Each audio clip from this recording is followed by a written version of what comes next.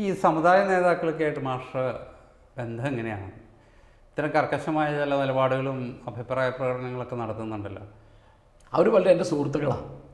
അതായത് പലരും ഇപ്പോൾ ഞാൻ ഒന്നിച്ച് പഠിച്ചവരോ നാട്ടുകാരോ ഒന്നിച്ച് ജോലി ചെയ്തവരോ അങ്ങനെയൊക്കെ ഉണ്ടാവുമല്ലോ. ഇപ്പോൾ ഉദാഹരണം പറയാം, ഇപ്പോൾ ജമാഅത്ത് ഇസ്ലാമിയിൽ പ്രധാനപ്പെട്ട ഒരു താത്വിക ആചാര്യനാണ് VA കബീർ. അദ്ദേഹം ഹൈസ്കൂൾ പഠിക്കുന്ന കാലത്ത് എനിക്കറിയാം, ഞങ്ങൾ സുഹൃത്തുക്കളാണ്. ഇപ്പോൾ ജയിലിൽ കിടക്കുന്ന പോപ്പുലർ ഫ്രണ്ടിൻ്റെ നേതാവ് ഉണ്ടായിരുന്നില്ലേ, P. കോയ, ഞങ്ങൾ വളരെ അടുത്ത സുഹൃത്തുക്കളായിരുന്നു. 5 കൊല്ലം ഞങ്ങൾ ഒന്നിച്ച് ജോലി ചെയ്തു. ഇപ്പോൾ അതിൽ അറസ്റ്റ് കിടക്കുന്ന അബൂബക്കർ പഠിക്കുന്ന കാലത്ത് എനിക്കറിയാം. പിന്നെ അവർ ഇതൊക്കെയാണായപ്പോൾ ഞാൻ സ്വാഭാവികമായിട്ടും ബന്ധം പിരിഞ്ഞു. P. കോയ ഞാനായിട്ട് സംസാരിച്ച് കൈ കൊടുത്ത് പിരിഞ്ഞതാണ്. പിന്നെ ഞങ്ങൾ കണ്ടപ്പോഴാണ് അദ്ദേഹത്തിൻ്റെ ബാപ്പ മരിച്ചപ്പോൾ ഞാൻ പോയിരുന്നു, എൻ്റെ ഉമ്മ മരിച്ചപ്പോൾ അദ്ദേഹം വന്നിരുന്നു, എൻ്റെ മോളെ കല്യാണത്തിന് ഞാൻ, അങ്ങനെ അത്രയേ ഉള്ളൂ. മരണം അല്ല, ഈ ഇത്തരം കാര്യങ്ങൾ ഇങ്ങനെ ഉറക്കെ പറയുന്നത് കൊണ്ട് ഈ സമുദായ നേതൃത്വം ഹോസ്റ്റൈലാവൂലേ? ആണ്. അല്ല, ഇപ്പോൾ ഉദാഹരണം പറയാം, എന്നെ ഒരു മീറ്റിങ്ങിന് വിളിക്കും. എനിക്കിപ്പോൾ മീറ്റിങ്ങിന് വിളിക്കാത്ത പ്രശ്നമല്ല, വിളിച്ച പരാതിയുള്ളൂ. ഇപ്പോൾ മുജാഹിദ്, ഞാൻ അവരെ വിമർശിക്കും, ജമാഅത്ത് ഇസ്ലാമി അവരെ വിമർശിക്കും, സുന്നി അവരെ വിമർശിക്കും. അവരവരുടെ മീറ്റിങ്ങിനൊന്നും എന്നെ വിളിക്കില്ല. പിന്നെ അവർക്ക് ഉള്ളാൽ എന്നോട് ഇഷ്ടം ഉണ്ടാവില്ല. ചിലപ്പോൾ പുറത്ത് ചിലർ കാണിക്കും, അത് എനിക്ക് തിരക്കേടില്ല. പ്ലേറ്റോ പറയുന്നൊരു കാര്യമുണ്ട്, ഒരു വ്യക്തിയും സത്യത്തിനേക്കാൾ പ്രധാനപ്പെട്ടതല്ല, സത്യമാണ് പ്രധാനം. ഇപ്പോൾ എനിക്കെതിരായിട്ട് ജേക്കബിനൊരു കാര്യം പറയണം എന്നുണ്ടെങ്കിൽ, അത് സത്യമാണെന്ന് ജേക്കബിന് ബോധ്യമുണ്ടെങ്കിൽ അത് പറയണമെന്ന് ഞാൻ പറയാം. അപ്പോൾ നമ്മൾ അത് പക്ഷെ ഒരു മാഷ് ഇതൊക്കെ ആയിരിക്കും തന്നെ ഒരു വ്യക്തി കൂടിയല്ലേ. അപ്പോൾ അതൊരു കുടുംബജീവിതം, കുട്ടികൾ, അങ്ങനെയൊക്കെയുള്ള ഒരുപാട് എലമെൻറ്റ്സ് ഇതിൽ വരുന്നില്ലേ? അല്ല, അതിലൊക്കെ ബുദ്ധിമുട്ടുണ്ടാവും. ഇപ്പോൾ ഞാൻ പറഞ്ഞുതരാം, ഇപ്പോൾ എൻ്റെ മൂത്ത പെൺകുട്ടിയാണ്, അവളുടെ കല്യാണാലോചന പലപ്പോഴും തടസ്സപ്പെട്ട് അയാളാണോ അയാളെ മോളാണോ എന്നാൽ പറ്റില്ല എന്ന് പറഞ്ഞു. സ്വാഭാവികമല്ലേ, അങ്ങനെ ഉണ്ടാവും, അങ്ങനത്തെ ബുദ്ധിമുട്ടൊക്കെ ഉണ്ടാവും. പിന്നെ എൻ്റെ ജോലി സർക്കാരിലായിരുന്നു. ഇപ്പോൾ ഗവൺമെൻറ് കോളേജിൽ അധ്യാപകനായ ഒരാൾ, കാലിക്കറ്റ് യൂണിവേഴ്സിറ്റിയിൽ അധ്യാപകനായ ഒരാൾ ഇതൊന്നും ചെയ്യാൻ പറ്റില്ല. ഗവൺമെൻറ് കോളേജിൽ എന്നെ ട്രാൻസ്ഫർ ചെയ്യാമെന്ന് അങ്ങനെ ചെയ്തിട്ടില്ല. അപ്പം മുസ്ലിം ലീഗിനെ ഞാൻ പണ്ടേ വിമർശിക്കുന്നതാണ്. പിന്നെ അവരോടൊക്കെ എനിക്ക് വ്യക്തിബന്ധം ഉണ്ടെന്നേ. ഇപ്പം ഉദാഹരണം പറഞ്ഞാൽ CH മുഹമ്മദ് കോയ എനിക്ക് വളരെ അടുത്ത് ബന്ധമുണ്ടായിരുന്ന ഒരാളാണ്. ഇപ്പോൾ മുനീർ എനിക്ക് വ്യക്തിബന്ധമുള്ള ഒരാളാണ്. അങ്ങനെ എല്ലാവരും തന്നെ പറഞ്ഞേ. അപ്പം കോൺഗ്രസ്സിൽ എനിക്ക് വ്യക്തിബന്ധമുള്ള ആളുകളുണ്ട്, CPM എനിക്ക് വ്യക്തിബന്ധമുള്ള ആളുകളുണ്ട്.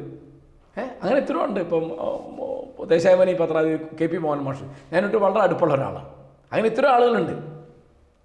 വ്യക്തിബന്ധമുണ്ട്. വ്യക്തിബന്ധവും ഇപ്പം അവരുടെ അഭിപ്രായം മാറും. ഇപ്പോൾ ഞാൻ കുട്ടിക്കാലത്തെ പരിചയമുള്ള ആളാണ് അബ്ദുല്ല. അദ്ദേഹത്തിൻ്റെ ഭാര്യ എൻ്റെ ക്ലാസ്മേറ്റാണ് കുഞ്ഞുപാത്തുമ്മ. ഞങ്ങൾ എത്രയോ കാലം എതിരായിട്ട് യുദ്ധം ചെയ്തു. ഇപ്പം അദ്ദേഹം ജമാഅത്തെ ഇസ്ലാമി എന്ന് പറഞ്ഞ സംഘടനയ്ക്കെതിരാണ്, തത്വത്തിന് അദ്ദേഹം അനുകൂലമാണ്. അങ്ങനെ വരും. അബ്ദുറഹിമാൻ മാധ്യമത്തിൻ്റെ എഡിറ്റർ ഞാനുമായിട്ട് വളരെ സൗഹൃദമുള്ള ആളാണ്.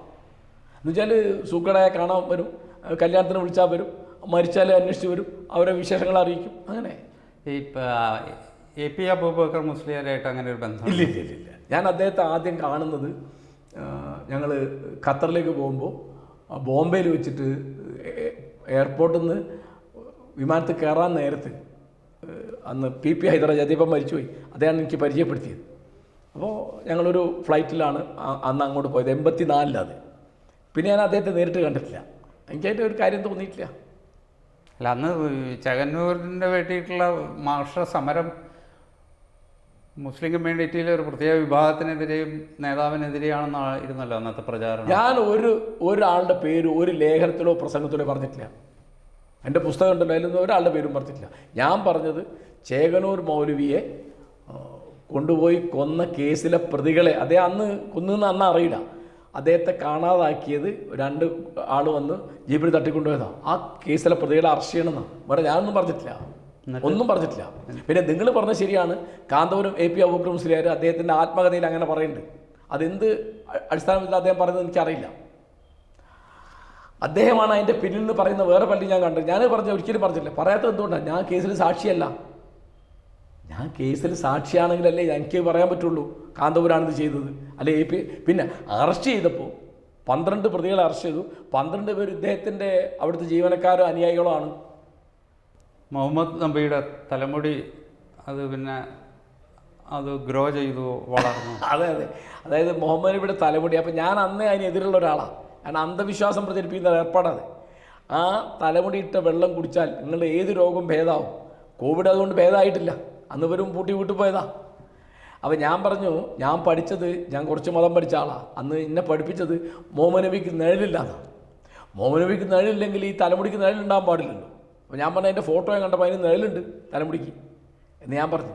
അതിപ്പോൾ ഇവിടെ ജമാഅത്ത് മുജാഹിദൊക്കെ അത് അദ്ദേഹത്തിൻ്റെ തലമുടിയാണെങ്കിൽ തന്നെ അത് പ്രതിഷ്ഠിക്കാൻ പാടില്ല എന്നുള്ള അഭിപ്രായക്കാരാണ്. സുന്നികളിലൊരു വിഭാഗം അത് അദ്ദേഹത്തെ അനുകൂലിക്കുന്നവർ അദ്ദേഹത്തിൻ്റെ തലമുടിയാണെന്ന് വിചാരിക്കുകയും അതിന് വലിയ പോരിശമുണ്ട്, വലിയ അനുഗ്രഹശേഷിയുണ്ട് എന്ന് വിചാരിക്കുന്ന ആളുണ്ട്. അദ്ദേഹത്തിൻ്റെ കൂടെ തന്നെ പലരും, സുന്നികളിൽ തന്നെ പലരും മുഹമ്മദ് നബിയുടെ ശരിക്കും തലമുടിയാണെങ്കിൽ അതിന് ഈ തരത്തിലുള്ള യോഗ്യത ഒക്കെ ഉണ്ടാവുമായിരുന്നു, നിഗ്രഹാനുഗ്രഹ ശേഷിയൊക്കെ ഉണ്ടാവുമായിരുന്നു. ഇത് നബിയുടെ തലമുടിയല്ല, അത് ഫേക്കാണ്, അത് വ്യാജമെന്നാണ് അവർ പറഞ്ഞത്.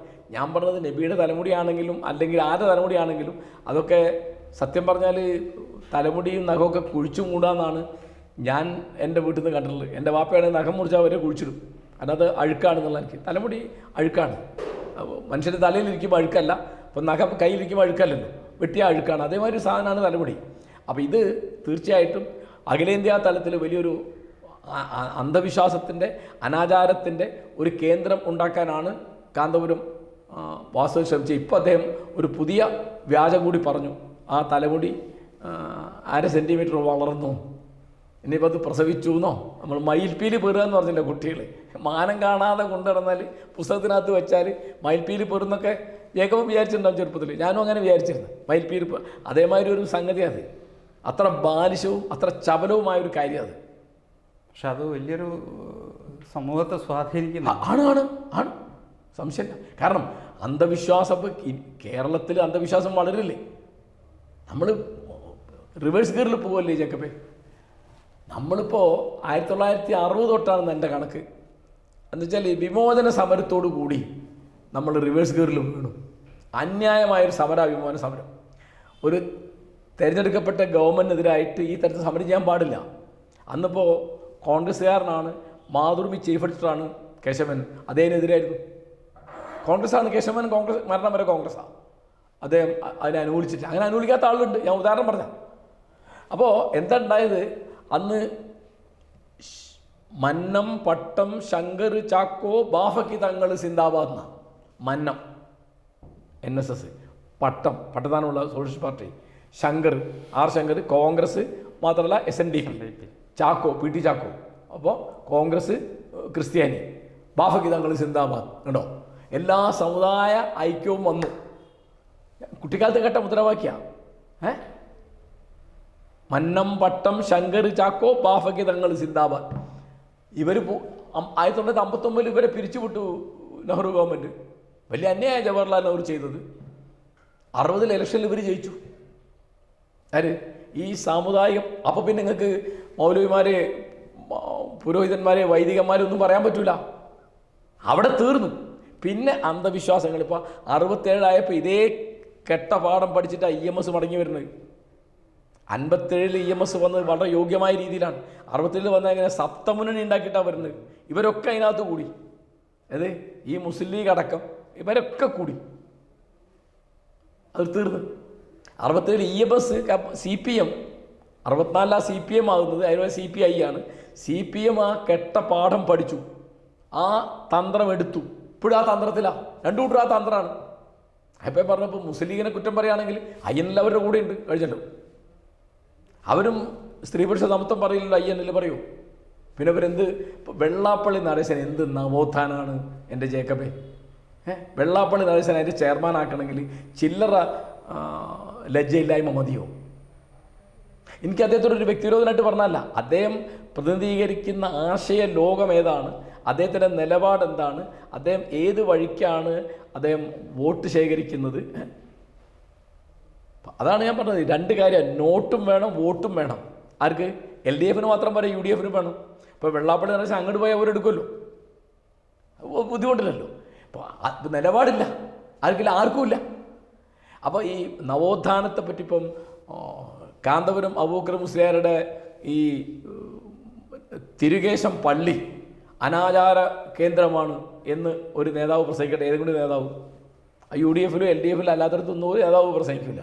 BJP പറഞ്ഞെങ്കിലുണ്ട്. BJPക്ക് പറയേണ്ട ആവശ്യമില്ല, അതിനേക്കാൾ അനാചാരം അവരായി തന്നെ ഉണ്ട്.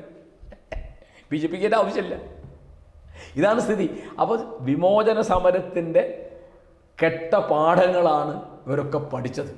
അതിൽ പൗരോഹിത്യത്തെ സേവിക്കാനാണ് പഠിച്ചത്. പൗരോഹിത്യത്തെ ശക്തിപ്പെടുത്തുന്ന പണിയാണ് UDF LDF ചെയ്യുന്നത്.